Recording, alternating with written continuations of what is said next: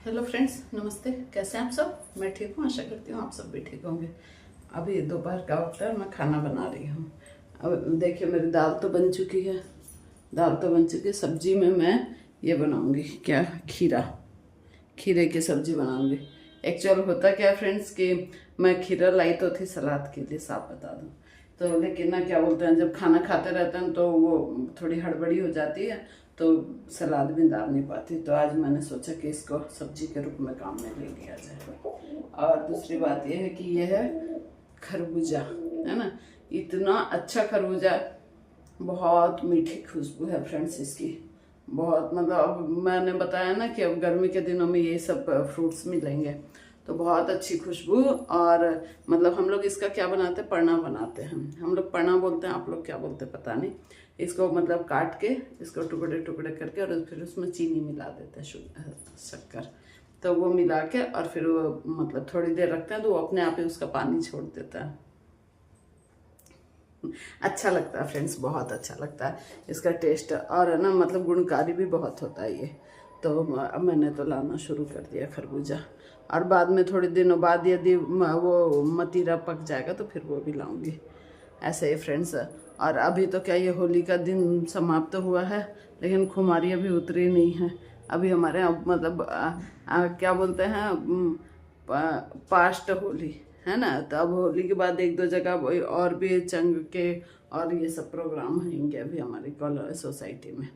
अभी देखिए, बात तो चल रही है, अब कब होता है ये देखते हैं। और फिर वो किट्टी का है, जानते ही हो, आपके महीने में 2 रहती है, तो अब वो उसका भी शुरू हो जाएगा। और फिर एक दिन बहू को खाना खाने बुलाना है, घर वालों को, सबको। तो ऐसे करके बिजी दिन तो चलते ही रहते हैं, ऐसे ही फ्रेंड्स। और क्या बोलते हैं ना, इसमें मैंने जो ये कथा बताती हूँ ना फ्रेंड्स आप लोगों को, तो उसमें ना इसके मतलब मैंने इनको पूछा, तो हालांकि हो सकता है मैंने ये कथा आपको बता दी हो या फिर नहीं बताई हो, मैं श्योर नहीं हूँ। यह है गौड़, हम लोग चूँकि हम लोग गौड़ ब्राह्मण है ना, तो गौड़ ब्राह्मणों की उत्पत्ति की कथा, मतलब कि कैसे, मतलब ये कैसे थे पहले। तो कोई लोग तो बोलते हैं कि शिव जी के पसीने से इनकी उत्पत्ति हुई, गौड़ ब्राह्मणों की। और भी कुछ कथाएं हैं, मतलब जैसे सप्तऋषि होते थे, जो मतलब 7 ऋषि हैं, भारद्वाज, कौशिक, वशिष्ठ और गौतम, अत्रि, ऐसे करके मतलब 7 सप्तऋषि है। तो कुछ लोग बोलते हैं उनकी संतानों को गौड़ ब्राह्मण कहते हैं, पता नहीं, अब इतने में तो मैं कंफर्म नहीं हूँ। लेकिन मैंने एक कथा ऐसे सुनी थी कि राजा परीक्षित जब अश्वमेध यज्ञ कर रहे थे, तो क्या हुआ कि उन्होंने सब जनों को न्योता, मतलब आमंत्रण भेजते हैं ना, तो सब ऋषि मुनि सब आए।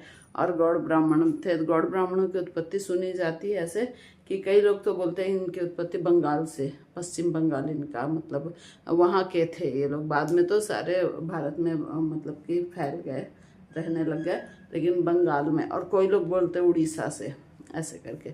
अब जैसे राजस्थान में गौड़ ब्राह्मण रहते, तो राजस्थानी यूपी में रहते हैं, तो यूपी के और जहाँ भी मतलब कि रहते हैं ना, तो वो उधर के ब्राह्मण होते हैं। और लेकिन वो लोग मतलब ब्राह्मणों की बहुत सी शाखाएं हैं, ब्रांचेस जैसे ना, तो गौड़ ब्राह्मण इसमें रहते हैं, तो हम लोग गौड़ ब्राह्मण हैं।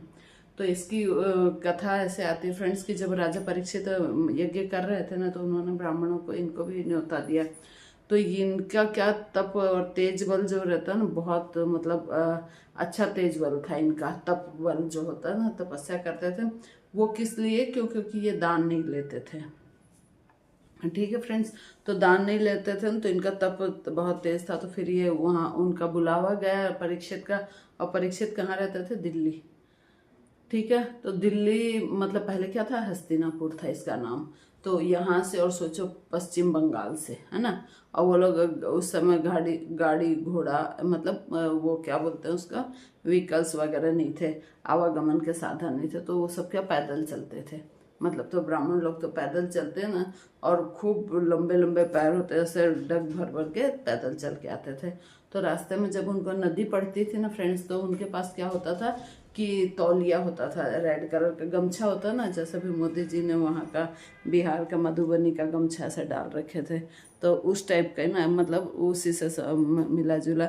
और वैसे हम लोग तो जो गमछा देखे हैं ना, तो लाल रंग का पतला रहता है और हल्के हल्के से चेक्स बने रहते हैं और पतला कपड़ा। वो हम लोग है ना, मेरी नानी उसमें अमरस छानने का भी काम करते थे पहले के ज़माने में, जब मिक्सी वगैरह नहीं हुआ करती थी तब। तो वैसे ही गमछा वो लोग टांग के रखते थे ब्राह्मण लोग। और जैसे कोई नदी आती थी ना, तो फ्रेंड्स वो लोग क्या करते थे, नदी को में वो गमछा बिछा देते थे और फिर ऐसे पैर रख रख के और नदी को पार कर लेते थे ब्राह्मण लोग, क्योंकि उनका तप तेज बहुत था। तो फिर क्या हुआ कि परीक्षित के वहाँ से जब लौट रहे थे, बहुत आओ भगत सत्कार सब कुछ हो गया है ना, तो उन्होंने परीक्षित ने उनको दान देने की इच्छा प्रकट की, तो उन्होंने साफ मना कर दिया कि हमको दान नहीं चाहिए। तो क्या हुआ कि परीक्षित बोले बिना दान के तो, मतलब यज्ञ वगैरह करते हैं तो दान दक्षिणा तो देते हैं ब्राह्मणों को, तो बिना दक्षिणा दिए तो मेरा यज्ञ सफल नहीं होगा, ऐसा ही कुछ सोचा होगा उन्होंने। तो फिर वो क्या किए कि पान दिए उनको खाने के लिए, किनको, ब्राह्मणों को, गौड़ ब्राह्मणों को। तो वो क्या किए कि पान में जागीर लिख दिए पान के पत्ते पर, कि मैं अमुक जागीर इस ब्राह्मण के नाम करता हूँ, अमुक जागीर इस ब्राह्मण के नाम करता हूँ, इस टाइप से।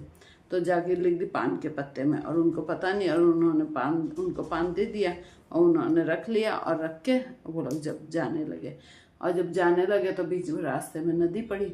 तो नदी में उन्होंने जैसे अपना गमछा बिछाया और चलने के लिए जैसे पैर रखा उस पर, तो उनका पैर नदी के पानी में चला गया।